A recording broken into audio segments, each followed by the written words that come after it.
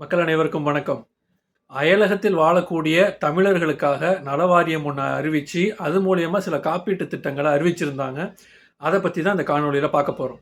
கல்வி, வேலைவாய்ப்பு, வணிகம் போன்ற பல்வேறு காரணங்களுக்காக புலம்பெயர்ந்து வெளிநாடுகளிலும் இந்தியாவில் உள்ள மற்ற மாநிலங்களிலும் வாழும் தமிழர்களுக்காக முதலமைச்சர் திரு மு.க.ஸ்டாலின் உத்தரவுப்படி அயலக தமிழர் நலவாரியம் அமைக்கப்பட்டுள்ளது.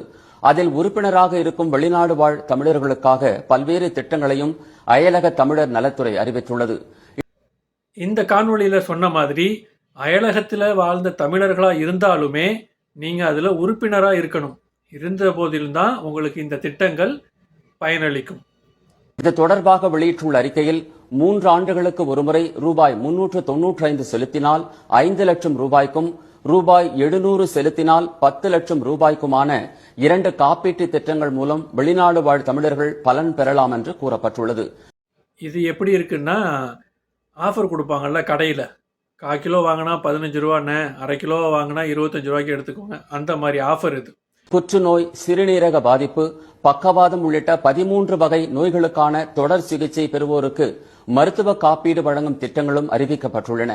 இதில் குறிப்பிட்டிருக்கக்கூடிய நோய்கள் இருக்கு இல்லையா, இதில் ஏதாவது ஒரு நோய் இருந்தாலுமே மெடிக்கல் செக்கப்லேயே நம்மளை ரிஜெக்ட் பண்ணிடுவோம், நம்மளால் ஃபாரினுக்கு வர முடியாது.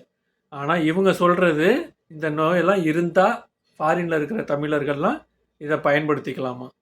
என்ன ஒரு அற்புதமான திட்டம் இல்லை? பணியின் பொருட்டு வெளிநாடு சென்று விபத்தில் உயிரிழப்போரின் 2 குழந்தைகளுக்கு கல்வி உதவித்தொகை, திருமண உதவித்தொகை ஆகியவை வழங்கப்படும் என்றும் அயலக தமிழர் நலத்துறை தெரிவித்துள்ளது. விபத்துக்குள்ளானவர்களுடைய பிள்ளைகளை 2 பிள்ளைகளை படிக்க வைக்கிறதற்கும் திருமண செலவையும் அரசு ஏற்கும் அப்படின்னு ஒரு திட்டம் இருக்கு இல்லையா. இப்போ துபாயில் நடந்த தீ விபத்தை எடுத்துப்போம். அதில் இறந்தவருக்கு ஒருத்தருக்கு ஒரு பையனும் ஒரு பொண்ணும் இருக்காங்க. பொண்ணுக்கு 6 வயசாகுது, பையனுக்கு 5 வயசாகுது.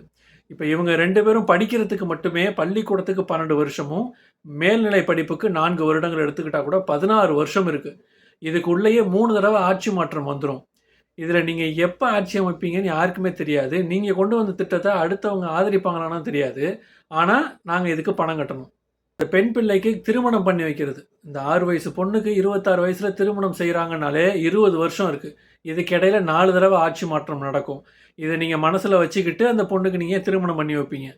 ஏன்னா ஏன் கேட்குறேன்னா, 30 வருடங்கள் பணிபுரிந்து ஓய்வூதியம் பெறக்கூடிய நிலையில் போக்குவரத்து தொழிலாளர்களுக்கு இன்னமும் ஓய்வூதியத்துக்காக நீதிமன்றம் வாசலில் ஏறி இறங்கிட்டு இருக்காங்களே, இவங்களுக்கும் நீங்கள் செஞ்சிருவீங்களா அப்படிங்கிற சந்தேகம்தான்.